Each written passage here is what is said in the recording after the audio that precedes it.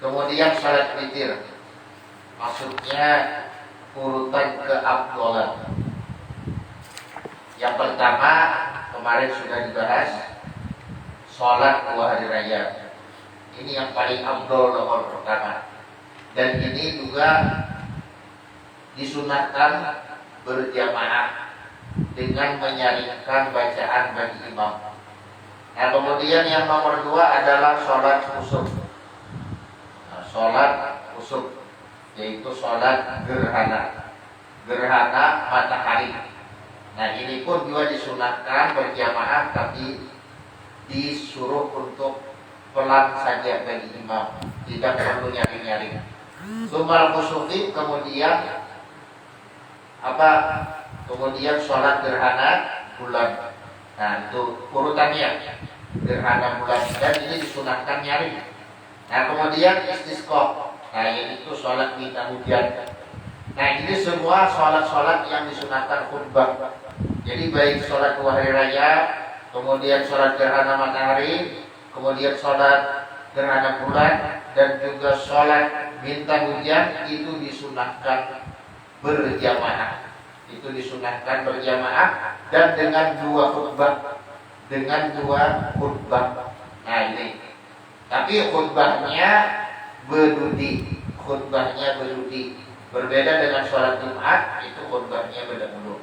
Nah, kemudian sumal witri. Nah, yang berikutnya adalah sholat witir. Sholat witir ini di luar Ramadan sunnahnya adalah sendirian. Adapun di dalam Ramadan sunnahnya itu adalah berjamaah. Wa aqalluhu rak'atun, dan sekurang-kurangnya sholat witir itu, paling sedikitnya sholat witir itu ialah 1 rakaat. 1 rakaat, karena witir ini adalah ganjil. Wa aksaruhu 11 dan sebanyak-banyaknya 11 rakaat. 11 rakaat, lebih dari 11 rakaat, nah maka itu bukan lagi witir. Bahkan kalau misalnya ada seseorang mengerjakan sekaligus tapi lebih dari 11 rakaat, misalnya 13 sekaligus dalam 1 salam, maka itu jelas tidak sah. Kenapa? Karena witir itu maksimalnya hanya 11 rakaat. Wa waktuhu, dan waktunya, waktu sholat witir itu ialah baina sholatil isya'i wa tulul fajri, antara sholat isya dan terbit fajar. Maksud terbit fajar ini adalah tibanya waktu subuh. Jadi sholat isya di sini maksudnya sama ada sholat isya yang tunai ataupun sholat isya yang jamak takdim. Nah, jadi kalaupun misalnya seseorang itu melakukan jamak takdim, yaitu sholat isya dibawa ke maghrib, lantaran dia sedang dalam perjalanan, maka sesudah mengerjakan sholat isya itu dia bisa mengerjakan sholat witir. Nah, sholat witir jadi bisa, tidak masalah. Nah, jadi intinya patokannya bukan waktu isya, tapi perbuatan atau melakukan sholat isya. Nah, melakukan sholat isya itu patokannya, bukan waktu isya. Jadi kalau seseorang itu menjamak takdim sesudah dia sholat isya, padahal itu masih di waktu maghrib, tetap dia boleh melaksanakan dan mengakhirkannya. Maksud mengakhirkan, menundanya.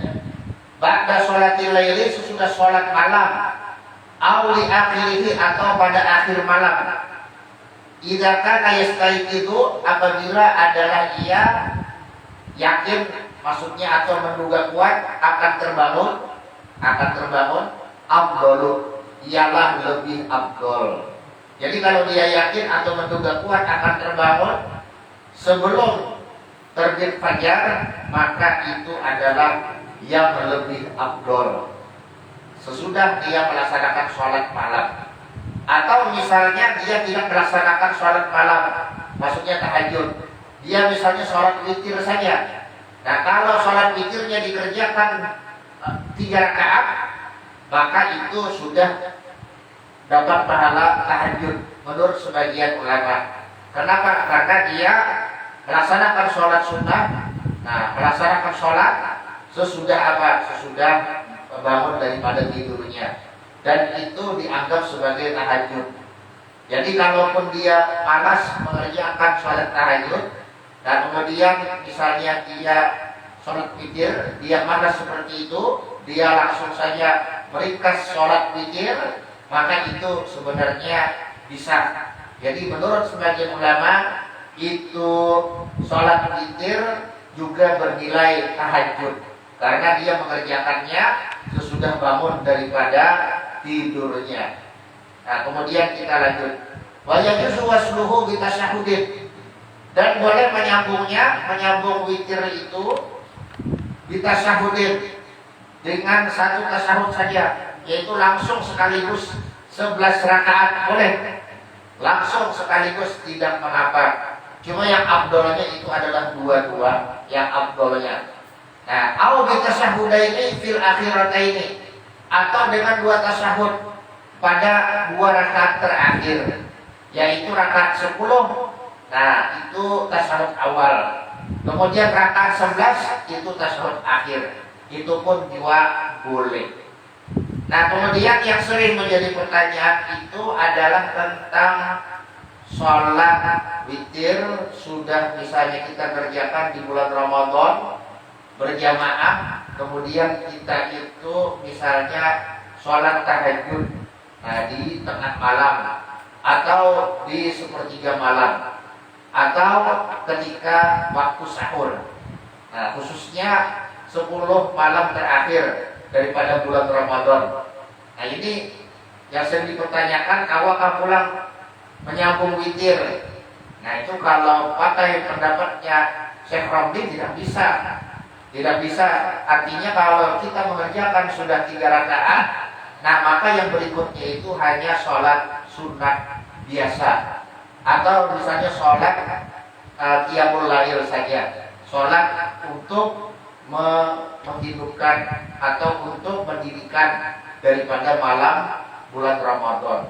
Nah, jadi kalau menurut Syekh Romli, kalau kita sudah mengerjakan yang 1 rakaat itu maka tidak bisa.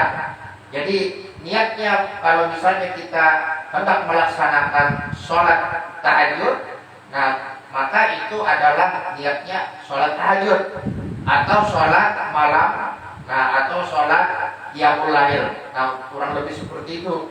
Nah, adapun kalau diniatkan witir itu tidak bisa karena witirnya sudah selesai. Nah, ini kalau kita pakai pendapat Syekh Romli. Tapi kalau memakai pendapat Syekh Ibnu Hajar bisa. Nah, bisa. Tapi ya sekali lagi itu yang genap lah. Yang genap itu di tengah malam itu harus genap. Kalau diganjilkan itu akhirnya jadi genap. Karena genap apa ganjil tambah ganjil sama dengan genap. Nah, jadi kalau misalnya kita sholat misalnya malam itu tahajud 2 rakaat, maksudnya sholat menjelang daripada subuh itu 2 rakaat sholat tahajud. Nah, kemudian misalnya kita sambung witir lagi 3 rakaat. Nah, itu yang di tarawih, sesudah tarawih itu dapat 3 rakaat, dan ketika tahajud dapat 3 rakaat, 3 tambah 3 sama dengan 6. Nah, jadi yang berikutnya itu harus genap. Nah, itulah yang menyebabkan Syekh Romli keberatan kalau itu disebut witir. Karena witir itu adalah ganjil. Nah, jadi kalau misalnya hendak witir di akhir malam, bagi Syekh Romli jangan sekali-kali sholat 1 rakaat yang di awal malam itu. Jadi sholat 1 rakaatnya didudiakan. Nah, jadi bisa menyambung nang tarawih yang sesudah tarawih bisa disambung di tengah malam, tapi ada 4 yang serakaat atau 4 yang serakaat, tapi kita ada serakaat, biar aja imam serakaat, kita berdiri, yaitu kita genapkan untuk nanti di akhir malam kita sholat yang 1 rakaatnya. Jadi kalau pakai pendapat Syekh Romli, ya memang ini agak rumit. Nah, karena pendapat beliau ini mungkin yang lebih masuk akal lah. Kalau misalnya kita pakai pendapat Syekh Ibnu Hajar, yaitu masa 4 rakaat misalnya atau 2 rakaat dianggap witir, kan ada ganjil. Atau misalnya 6 rakaat dianggap witir, kan itu ada jalan ganjil. Cuma tidak masalah. Kita hendak mengikut Syekh Romli boleh, kita hendak mengikut Syekh Ibnu Hajar pun tidak mengapa, sah-sah saja. Tapi yang penting kalau yang mengikut Syekh Ibnu Hajar jangan diganjilkan yang witir yang sesudah tengah malam itu, jangan diganjilkan. Karena kalau diganjilkan akhirnya jadi 6. Nah 3 tambah 3 misalnya jadi 6. Nah seperti itu. Jadi masalahnya hanya pada apakah boleh yang di akhir malam itu diniatkan witir yang genap itu. Nah menurut Syekh Rabi tidak boleh, menurut Syekh Hajar boleh. Nah intinya seperti itu ya, intinya seperti itu. Nah kemudian juga masalah yang genapnya. Nah kalau kita pakai 1 rakaat, nah pakai 2 rakaat, kemudian 1 rakaat yang genapnya itu memang ada perbedaan pendapat di kalangan ulama. Seandainya diniatkan sholat witir saja bagaimana? Nah itu. Kemudian yang paling bagusnya ya supaya keluar daripada khilaf, maka yang 2 rakaat itu jangan diniatkan sholat witir saja. Nah melainkan diniatkan sebagai misalnya sholat muqaddimah witir atau sholat sunnah malam. Nah atau misalnya sholat sunnahnya witir. Nah bukan sholat sunnah witir tapi sunnahnya witir. Nah seperti itu. Supaya apa? Supaya sesuai antara yang dikerjakan dengan yang diniatkan. Yang diniatkan misalnya sholat witir, sedangkan sholat witir itu adalah sholat ganjil. Sedangkan yang dikerjakan adalah sholat 2 rakaat. Nah ini adalah suatu hal yang dianggap janggal oleh sebagian ulama, khususnya Syekh Romli. Nah sehingga bagi beliau dan juga kawan-kawan beliau, itu sholat yang 2 rakaat diniatkan bukan sebagai witir, melainkan sebagai muqaddimah witir, atau sebagai sunnahnya witir, bukan sunnah witir, sunnahnya witir, atau misalnya sebagai sholat malam. Nah ini seperti itu, karena yang witir itu adalah yang 1 rakaat. Nah kecuali kalau 3 rakaat ada salam-salaman, nah di rakaat yang kedua langsung aja, maka itu pun disebut dengan witir. Atau misalnya hendak yang 5 langsung aja, misalnya 5 rakaat sekaligus, maka itu disebut witir. Tapi kalau 2, nah ini terjadi perdebatan di kalangan ulama. Cuma untuk keluar dari khilaf sebaiknya kita meniatkannya sebagai muqaddimahnya, muqaddimah witir, itu ya seperti itu. Atau sunnahnya witir, atau sholat malam bisa juga. Nah sholat malam yang 2 rakaat itu, yang 1 rakaat itulah yang witir benaran. Nah jadi yang witir yang benaran itu ya yang ganjilnya, intinya seperti itu. Nah kemudian kita lanjutkan sedikit. Wa idza autara bisalasin, dan apabila berwitir ia dengan 3 rakaat, yaqra'u fil ula, maka membaca ia pada rakaat yang pertama surat al-a'la. Nah sabis rabbikal a'la. Nah itu biasanya tuh bagi yang rajab khotib, rajab imam Jumat, nah itu adalah hafalan setiap minggu. Wa bisani ziyati, jangankan yang imam, yang makmum pun hafal ya Allah. Kayak paman paman siapa? Muslimin. Nah karena digampangkan sidin hafal ya Allah, ibarat ditunjuk jadi imam ini tahu aja tuh ya Allah. Cuma amun gadis buruk, nah itu kadang apa jadi imam. Amun gadis buruk ya Allah, nah itu jangan gadis buruk kadang apa jadi imam. Jangankan gadis buruk, gadis hanyar pun ya Allah kadang kawa juga. Nah yang kawa itu paman muslimin yang memakai gamis, nah itu kawa.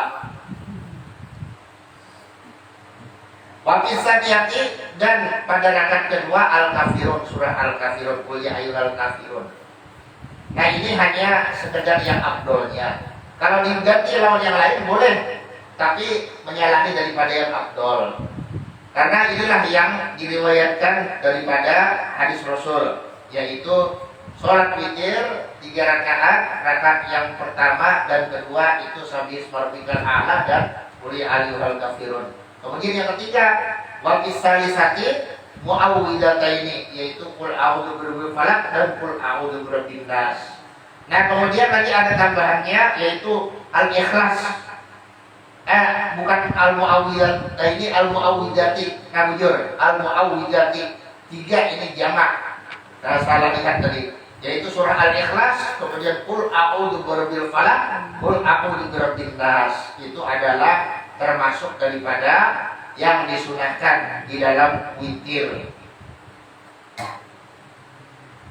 Nah, kemudian kita lanjutkan. Sumayatul witra, kemudian mengiringi akan witir fil fadilati, di dalam fadilah atau di dalam besarnya pahala rakaatal fajri, 2 rakaat fajar, maksudnya qobliyah qobliyah Jumat, ya qobliyah subuh. Nah, qobliyah subuh. Nah, itu adalah termasuk daripada amalan Rasulullah yang hampir tidak pernah beliau tinggalkan. Nah, dikatakan rakaatal fajri khairum minad dunya wa ma fiha, 2 rakaat daripada sholat sunnah fajar atau qobliyah subuh itu lebih afdol, lebih baik daripada dunia dan isinya. Jadi ini orang yang paling sugih, tapi sugih pahala. Nah, sugih pahala mungkin di dunia kada terasa manfaatnya, tapi di akhirat yang akan terasa. Kan seperti itu. Nah, di dunia banyak aja orang yang sugih. Nah, bahkan banyak orang yang sugih dengan berbuat zalim kepada orang lain.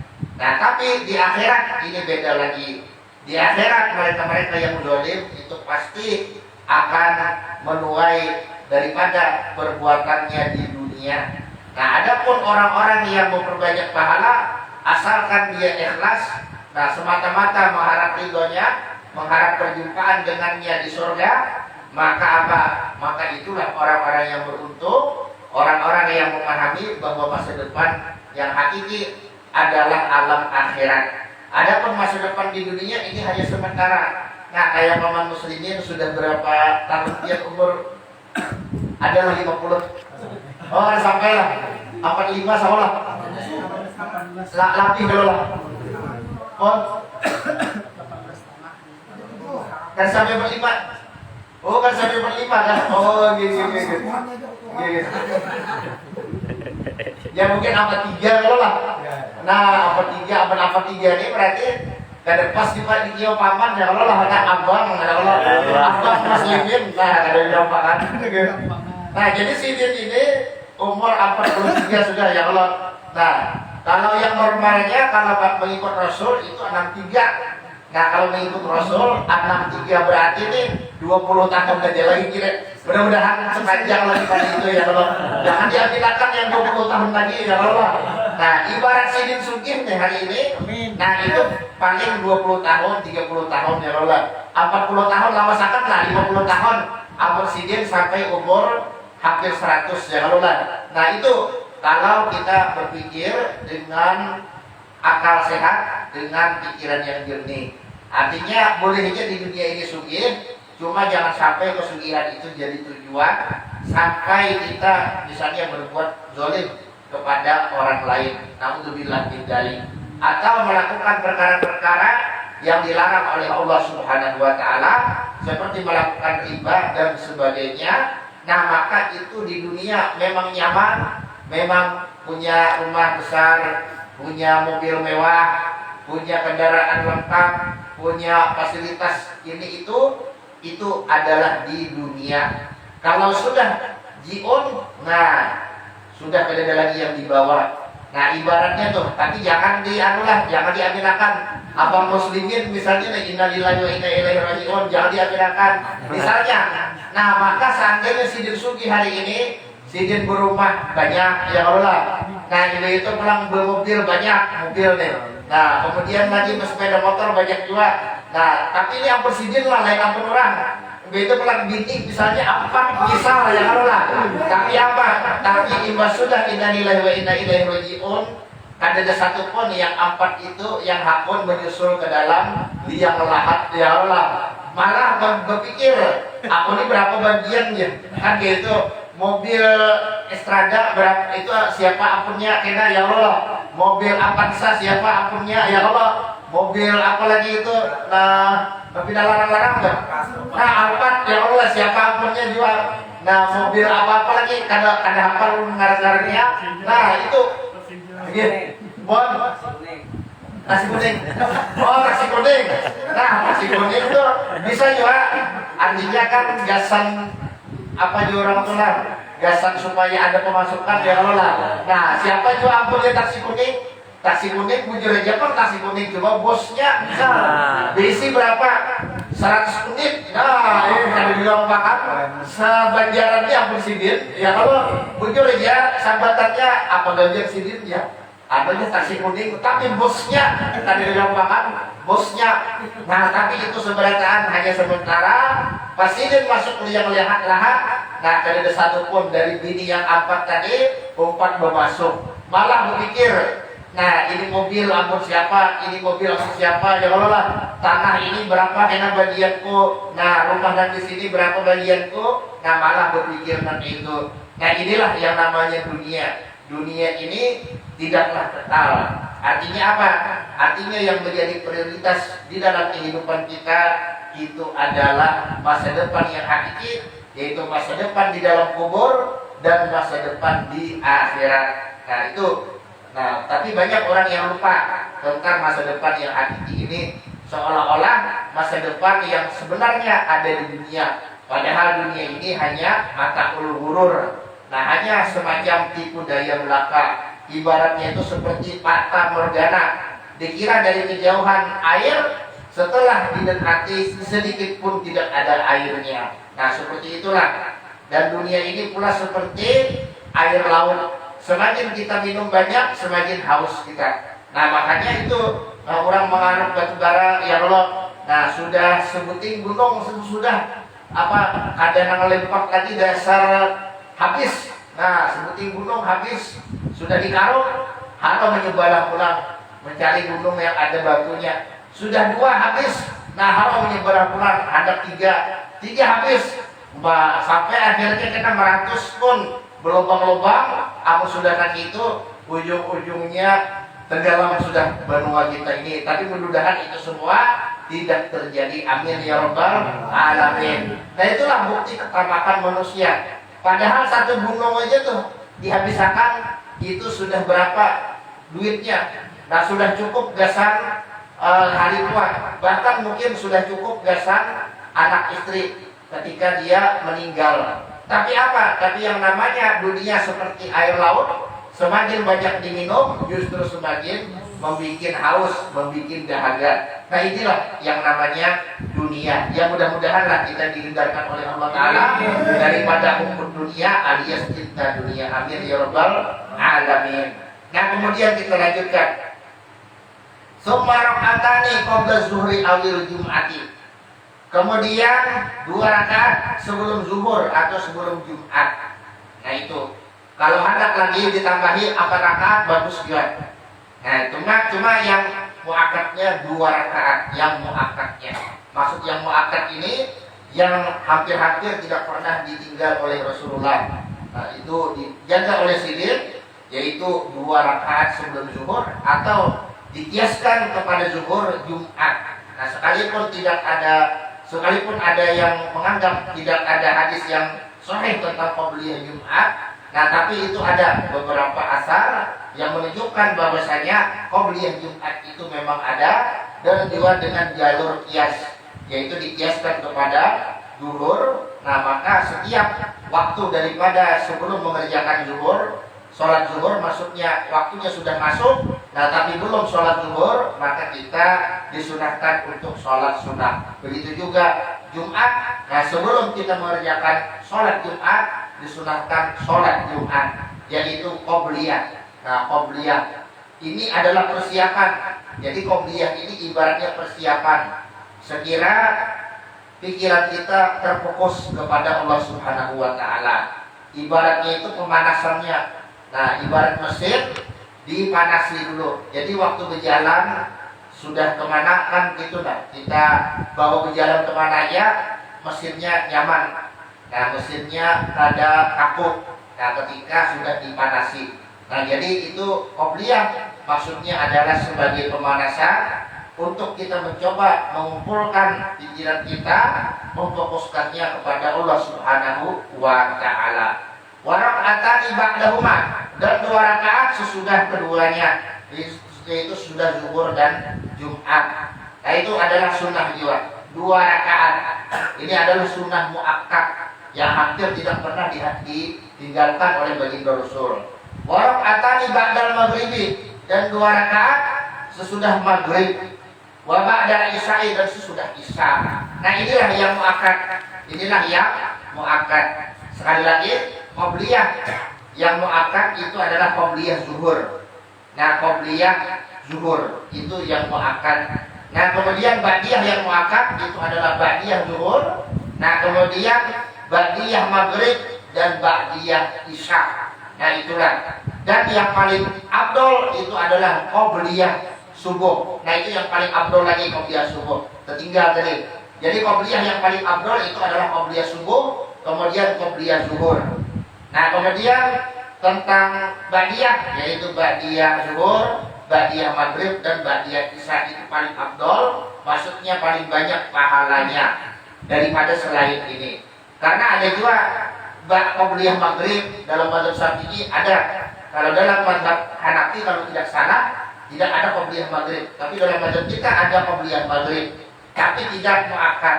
Nah begitu juga qobliyah isya ada, tapi tidak muakkad. Intinya seperti itu. Sunnat tarawihu, kemudian sholat tarawih. Nah sholat tarawih, nah ini adalah urutan yang musannif berbeda dengan mayoritas ulama mazhab Syafi'i. Karena mayoritas ulama mazhab Syafi'i berpendapat bahwasanya seluruh sholat rawatib itu lebih afdol dari sholat tarawih. Nah jadi misalnya yang ada muakkad pun seperti qobliyah maghrib lebih afdol dari sholat tarawih. Atau misalnya seperti sholat qobliyah isya lebih afdol daripada sholat tarawih. Atau misalnya sholat qobliyah asar lebih afdol daripada sholat tarawih. Nah itu menurut mayoritas ulama mazhab Syafi'i. Nah tapi menurut musannif di sini yang ada muakkad daripada sholat rawatib itu tingkatan keafdolannya di bawah sholat tarawih. Nah jadi ini adalah masalah yang musannif berbeda dengan mayoritas ulama dalam mazhab Syafi'i. Nah jadi bagi beliau sholat rawatib yang ghairu muakkad urutannya di bawah sholat tarawih. Nah adapun yang muakkad sebenarnya sholat rawatib yang ghairu muakkad pun lebih afdol dari sholat tarawih. Nah jadi saya banyak orang yang istilahnya meninggalkan ba'diyah isya demi untuk mengerjakan tarawih. Tuyuh ya, baik langsung ya tarawih jadi orang qobliyah ba'diyah isya ini duduk. Nah padahal sebenarnya keafdolannya lebih afdol ba'diyah isya sekalipun sendirian. Nah adapun berjamaah itu tidak disunahkan. Jadi baik itu ba'diyah atau qobliyah, sholat rawatib itu semuanya adalah sholat fardhiyah, sholat yang disyariatkan sendirian. Sekalipun kalau dibawa berjamaah boleh, dengan catatan tidak boleh meyakini kesunahan berjamaahnya.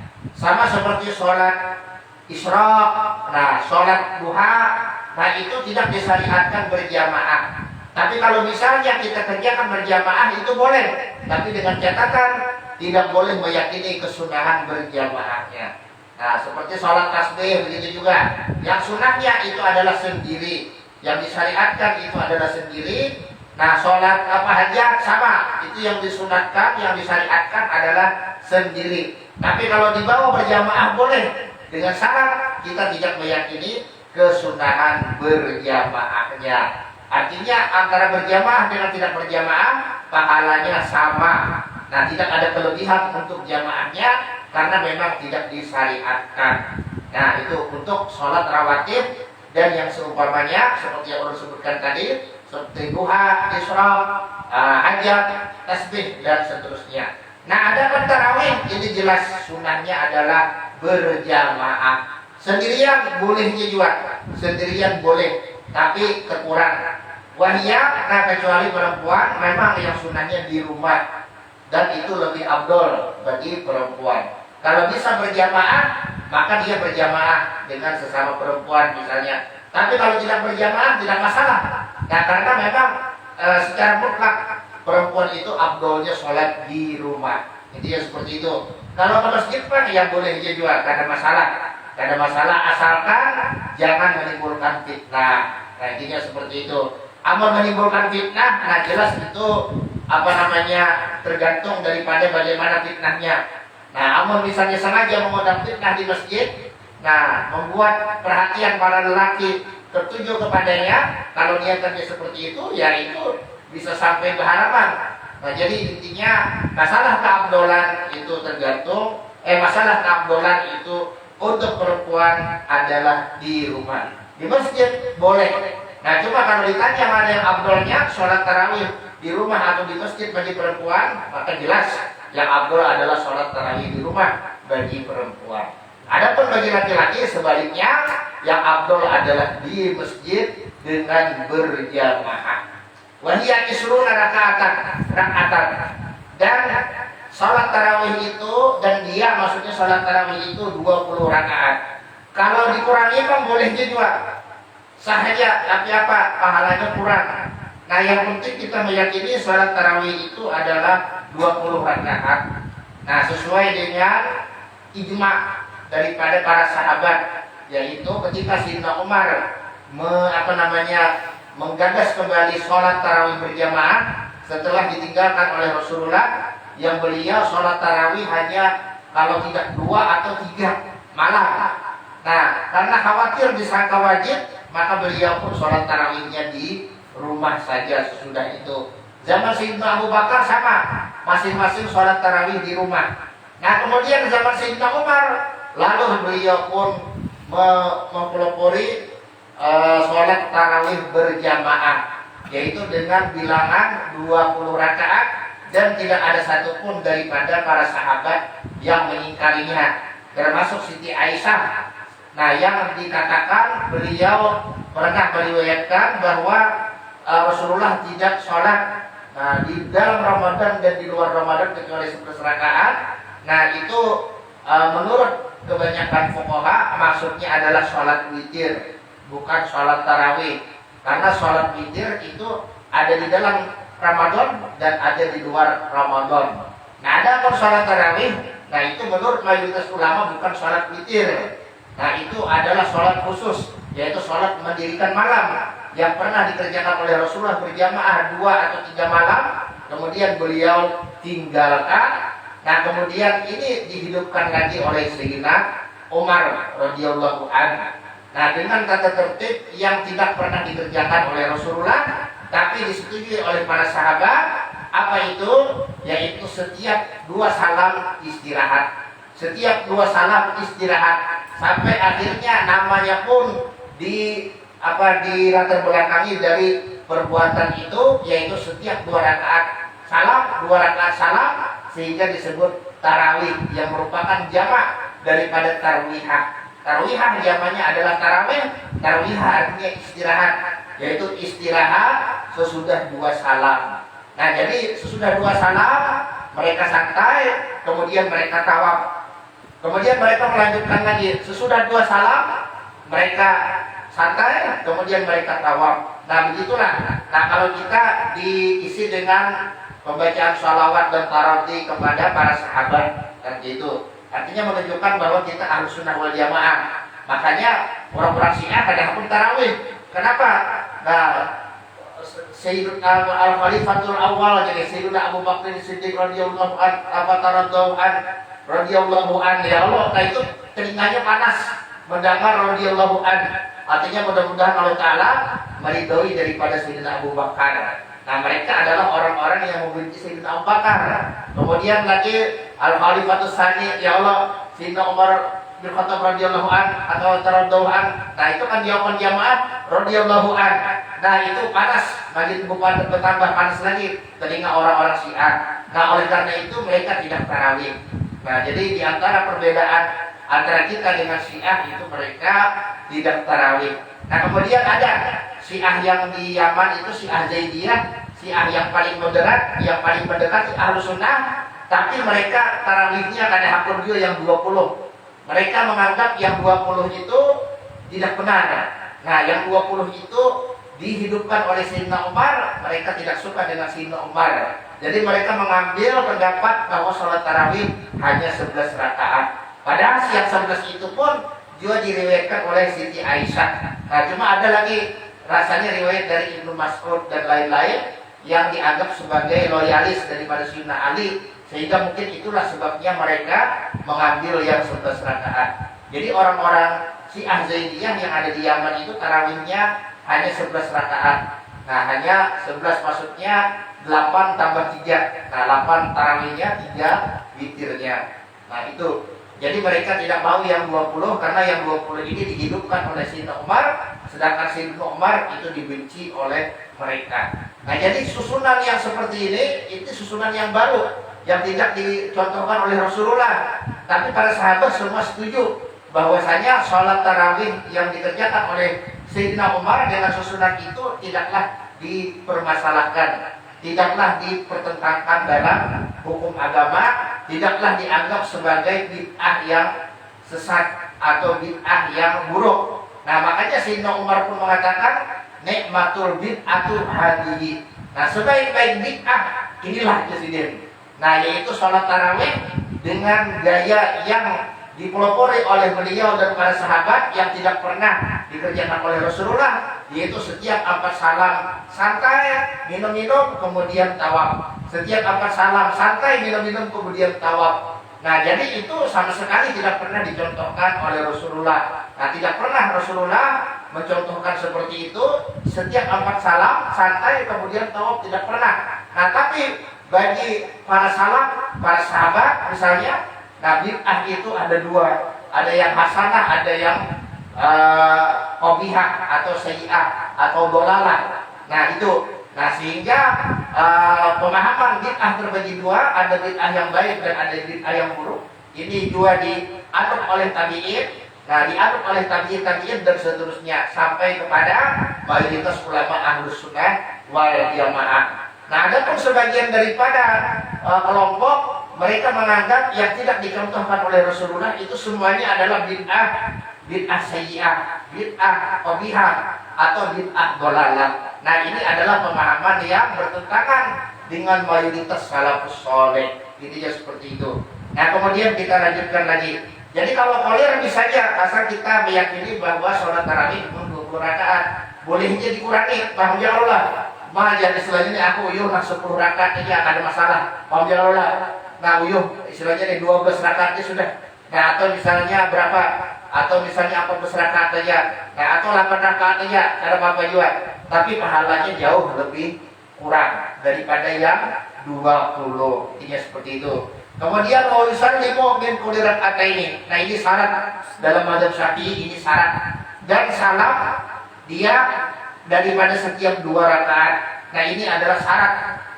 Artinya sholat tarawih harus 2-2 dalam mazhab kita. Dalam mazhab kita kalau tidak 2-2 itu tidak sah. Nah, ada pun yang membolehkan 4-4 misalnya, itu bukan dari mazhab Syafi'i. Nah, itu kalau tidak salah dari mazhab Hanafi. Jadi seperti itu. Dalam mazhab kita hanya 2-2-2. Nah, tidak boleh 4-4-4, tidak boleh.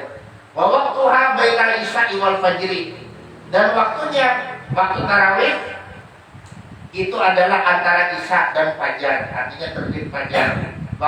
Waktunya sesudah sholat isya, sesudah mengerjakan sholat isya dan menjelang daripada waktu subuh.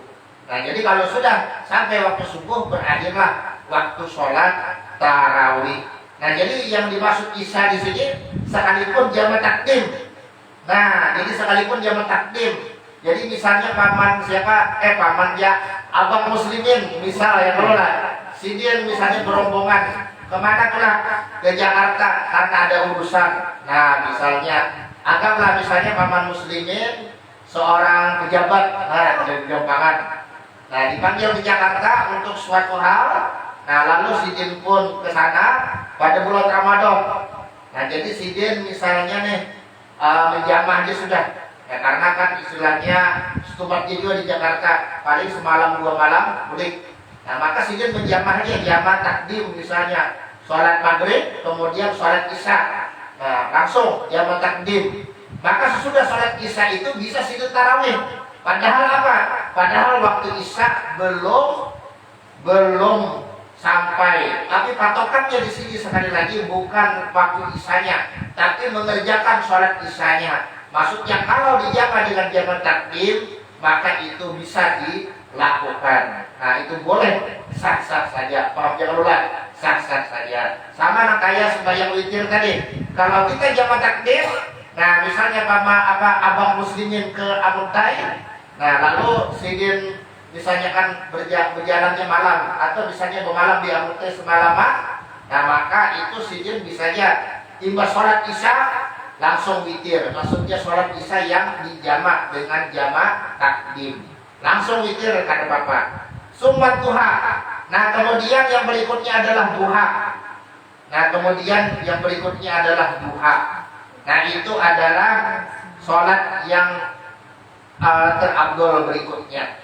Jadi masih lebih abdol tarawih daripada sholat duha. Sholat duha ini ujar orang sholat jasan pelancar rezeki. Nah ini bagus untuk kita kerjakan. Maksudnya daripada kita mengaji ilmu sugi yang karuan, nah yang bisa mengolah matinya itu jadi tekorak ya Allah, ilmu setan gundul. Nah ini kisahnya rame, ilmu setan gundul karena mati-mati, amun kan itu yang menyalin. Maka menyalin ilmunya itu sebenarnya gampang aja, bersambung ilat. Nah jadi lidah dengan lidah disambung, nah ilmunya terpindah, hingga itu mati kurangnya. Nah ilmunya sudah pindah ke yang menyambungkan ilat tadi, dan itu makanannya orang-orang banding juga berkisah. Walau alam bujur kadanya cuma ini kisah. Nah walau alam bisa bujur bisa kada. Makanannya itu daging mantap, pada gampangan. Jadi setan gundulnya itu, nah tadi udah keluar dan gundul di sini. Nah ini maksudnya setan gundul. Nah setan berbujuran itu merasuk dalam dirinya. Nah itu akhirnya kadang mati-mati sekalipun garing kayak aja bangetnya. Dan makanannya itu adalah daging mantap. Nah, alhamdulillah. Nah, ada lagi ilmu sarang walet. Nah, ini ilmu sarang walet supaya waletnya banyak. Tapi jinnya siapa? Adakah yang bisa sarang walet? Wah, mantap deh. Siapa? Ya kan? Nah, panen berapa sekilo ini? Ilmu sarang walet ini ada dua. Sekira apa? Sekira sarang waletnya banyak dihuni oleh burung-burung walet. Nah tapi ilmunya itu menyebabkan jinnya menyatu dengan istrinya, sehingga apa? Sehingga tidak bisa kawin lagi. Nah jadi karena kawin. Nah makanya orang ilmu negeri itu ujung-ujungnya banyak anak, tapi karena banyak bini hanya satu, karena jinnya menyatu dengan bininya. Nah ini pernah ada kejadian orang di mengaji ilmu itu. Nah, kemana itu daerah Amuntai sana lah. Nah, tapi orangnya orang Lampihong, lain orang Amuntai, lain orang Lampihong. Mengaji ke Amuntai sana ilmu sarang walet. Nah, kemudian apa? Kemudian berhasil. Nah, cuma sudah dipadahi oleh gurunya lah, guru yang ilmu sarang walet tadi. Jika nggak boleh kawin. Nah, maulah sarang walet, sebiji dulu kami sekali panen banyak. Nah ibu itu pulang, 2 biji pulang, rapi pulang, sekali panen banyak, sampai akhirnya eman duit di tabungan, membangun pulang sebiji, nah rami pulang, karena duit banyak, eman, lalu akhirnya timbul tergiur juga hendak kawin pulang, terpuluh duit banyak. Nah dikiranya ini pantangan main-main, padahal ini bujuran, dibawa kawin, imbah kawin apa kabar, sekalinya sedikit-sedikit ada lagi walet masuk. Nah itu macam-macam, itu kisah walau alam. Orang kalau wali dia pun menjamin bujur adanya ya Allah lah. Cuma yang tersebar di masyarakat seperti itu. Nah yang pasti maksud daripada kisah-kisah ini, janganlah kita umpat-umpatan mengaji ilmu-ilmu yang karuan. Nah sama ada yang melajari itu memang betul-betul mengaku sebagai dukun, nah paranormal, nah bubuhan kikian, di apa-apakah ini macam-macam. Nah atau paranormal yang berpakaian dengan pakaian kiai, berpakaian dengan pakaian ustad. Nah itu namanya paranormal. Nah istilahnya itu menyembunyikan jati dirinya dengan gelar ustadz atau dengan gelar kiai. Nah jadi kita perlu waspada. Nah kalau kita ada rezeki lancar, nah itu di antara usaha dan ikhtiarnya adalah dengan kita rajin sholat duha. Nah doanya jelas, maka doanya bagus benar. Nah Allahumma in kana rizqi bisama atau in kana rizqi wa ahli wa auladi bisama. Nah fa'anzilhu, ya Allah, ya Allah apabila rezekiku ada di langit maka turunkanlah. Wa in kana fil ardi fa'akhrijhu, dan apabila rezekiku ada di bumi maka keluarkanlah. Nah kan itu nyaman benar doanya. Pokoknya nyaman benar dibaca dan juga nyaman benar diartikan. Nah wa in kana qalilan fakasirhu, nah apabila sedikit maka banyakkanlah. Kan seperti itu. Nah wa in kana mu'asaran fayasirhu, apabila sulit maka gampangkanlah. Kan nyaman. Wa in kana ma'duman fa'ujibhu, dan apabila kejendak maka adakanlah. Wa in kana haraman fatahirhu, dan apabila haram maka sucikanlah. Maksud haram di sini bukan maksudnya kita mencurtan lalu imbas sembahyang duha jadi halal. Kadang maksudnya itu mungkin kita ini berjualan. Nah dari orang bertukar itu kadang duitnya duit yang halal. Nah tapi karena kita kadang tahu, ya lalu istilahnya nih. Nah kita kadang tahu maka ada masalah dalam segi hukum fikih. Nah kita berdoa mudah-mudahan orang yang menjulungi duit menukar barang kita yang kita kadang tahu itu duit haram, mudah-mudahan duit haram ini kadang berefek negatif untuk diri kita dan juga untuk anak istri kita. Itu maksud daripada wa in kana haraman fatahhiruhu. Nah supaya jangan salah paham. Nah ini bubuhan koruptor dilajarin ini haram korupsi terus. Nah kenapa setiap hari berdoa wa in kana haraman fatahhiruhu, dan apabila rezekiku haram maka sucikanlah ya Allah. Nah karena datang ke kantor juhud pulang ya, kalau wa in kana haraman isuknya fatahhiruhu datang ke kantor juhud pulang, nah itu lain. Nah ini jelas beda maksud daripada itu doa. Nah mungkin sedikit lagi lah sampai duha. Nah insyaallah esok akan atau minggu dulu akan disambung. Rakaatani ila samani, 2 rakaat sampai 8 rakaat. Memang ada perbedaan pendapat. Nah menurut Syekh Ibnu Hajar itu yang paling banyak adalah 12, tapi tetap yang 8 itu yang afdol. Nah mungkin karena yang 8 itulah yang selalu dikerjakan oleh Rasulullah SAW, 8 yang rutin. Atau mungkin juga riwayat yang 8 ini adalah yang sahih, sedangkan yang 12 ini mungkin kurang sahih mungkin. Nah yang pasti sudah dikenal di dalam kitab-kitab fikih khususnya dalam mazhab Syafi'i bahwasanya sholat duha itu memang ada yang sampai 12 rakaat maksimalnya, tapi mereka hampir-hampir sepakat yang afdol itu adalah 8 rakaat saja. Nah jadi menurut Syekh Ibnu Hajar yang paling banyaknya adalah 12. Adapun menurut Syekh Ramli yang paling banyaknya adalah 8, tidak lebih daripada 8. Cuma mereka keduanya baik Syekh Ibnu Hajar atau Syekh Ramli itu sepakat yang 8 ini adalah yang paling afdol. Nah intinya seperti itu. Wa yusallimu min kulli rak'ataini, dan mengucap salam ia daripada setiap 2 rakaat. Tapi bolehnya hendak lebih daripada 2 rakaat boleh. Nah ini yang disunahkan. Bolehnya misalnya 4 rakaat bisa. Nah jadi 4 rakaat, 4 rakaat. Cuma yang sunnah tetap 2 rakaat, sama seperti sholat malam. Kalau hendak 4 rakaat itu silakan, tak ada masalah juga. Intinya seperti itu. Nah bahkan hendak diborong 8 rakaat sekaligus dengan 1 kali salam, itu pun juga boleh. Nah itu pun juga bisa. Nah cuma yang afdolnya sekali lagi 2 rakaat.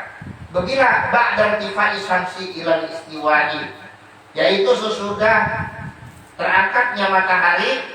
Nah sesudah terangkatnya matahari, segala orang Bali menyambar segala seujung tombak.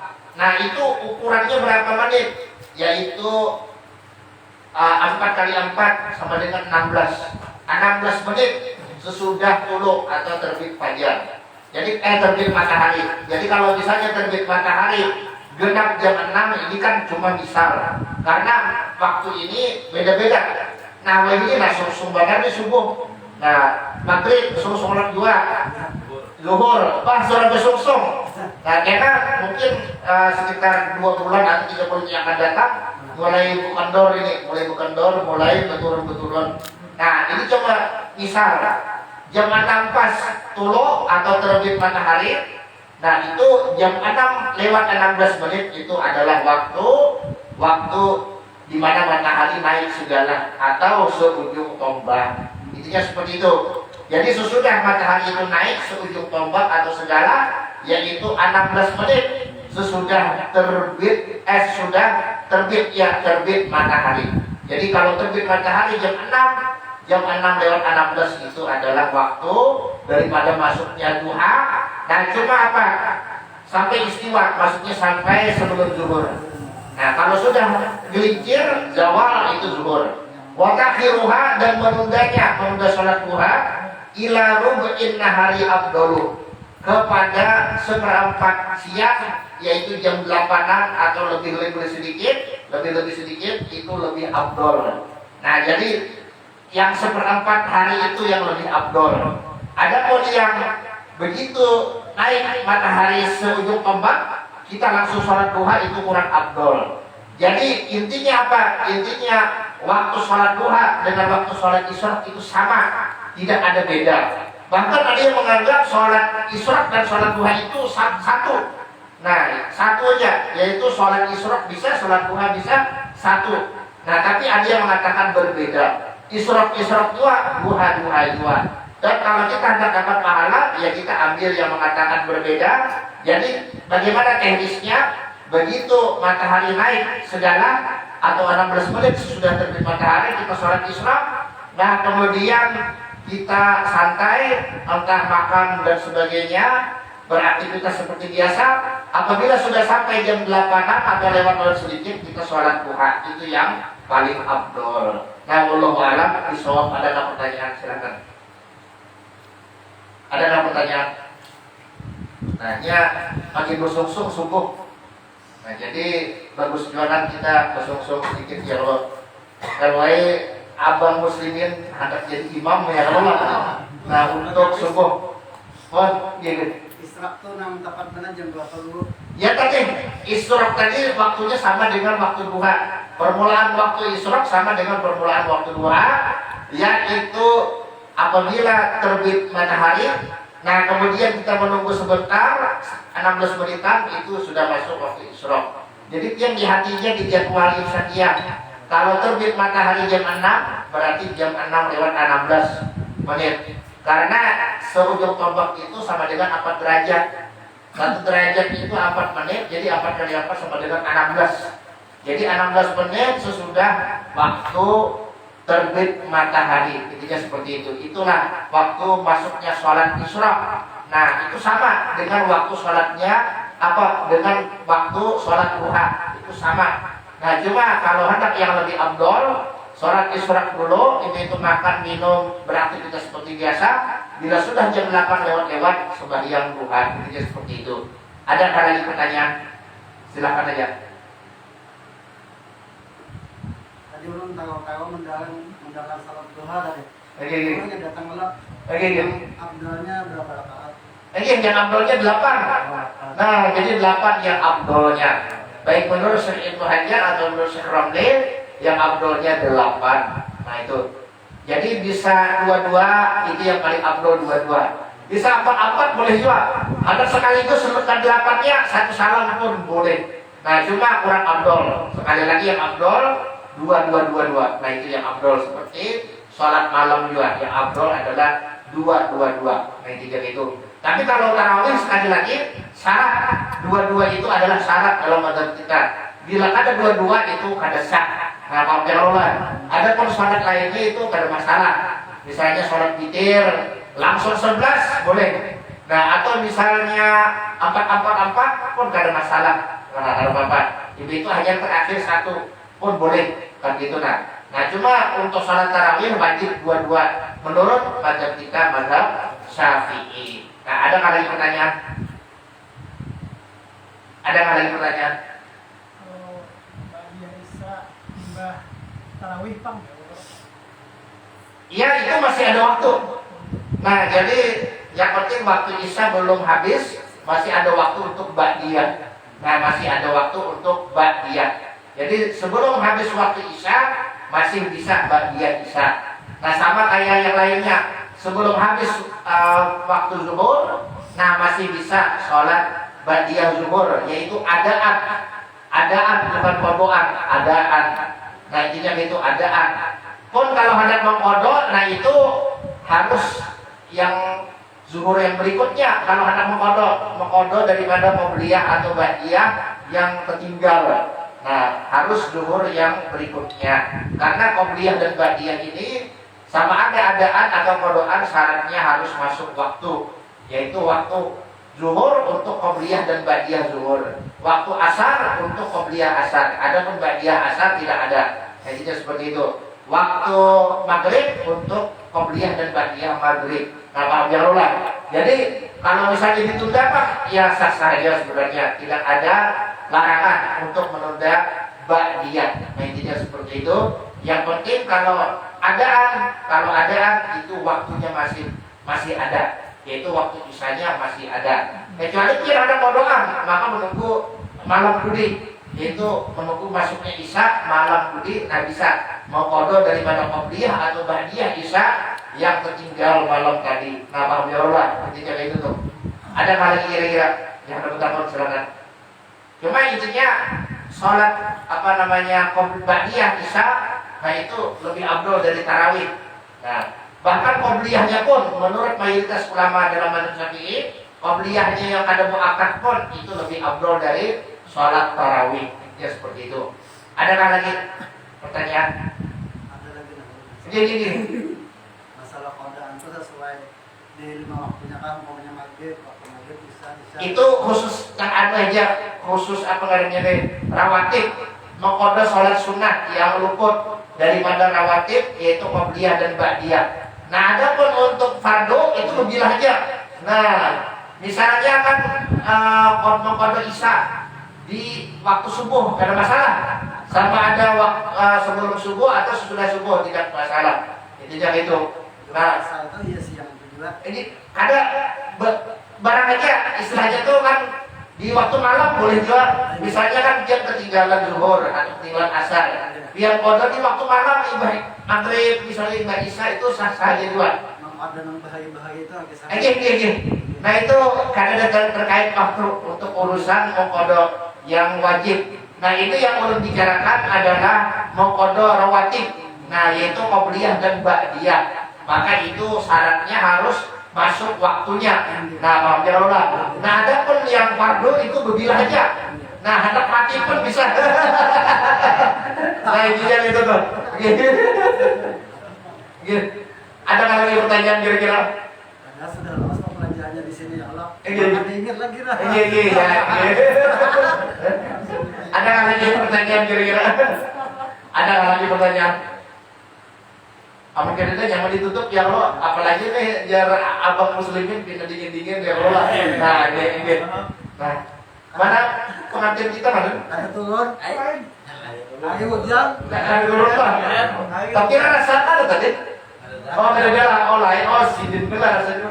Oh, ini. Pengantin lawas saja nak ada nih. Pengantin lawas ini kalau nggak ada. Ya, karena Bapak, karena masalah. Artinya mudah-mudahan dan kita semua diberikan oleh Allah Subhanahu wa taala kesehatan dan juga keafiatan, sehingga kita bisa menuntut ilmu dengan nyaman, nah, dan juga mengamalkannya dengan ikhlas. Mudah-mudahan Allah Subhanahu wa taala menjadikan kita sekalian sebagai orang-orang yang beruntung di dunia dan beruntung di akhirat. Dan juga mudah-mudahan Allah Subhanahu wa taala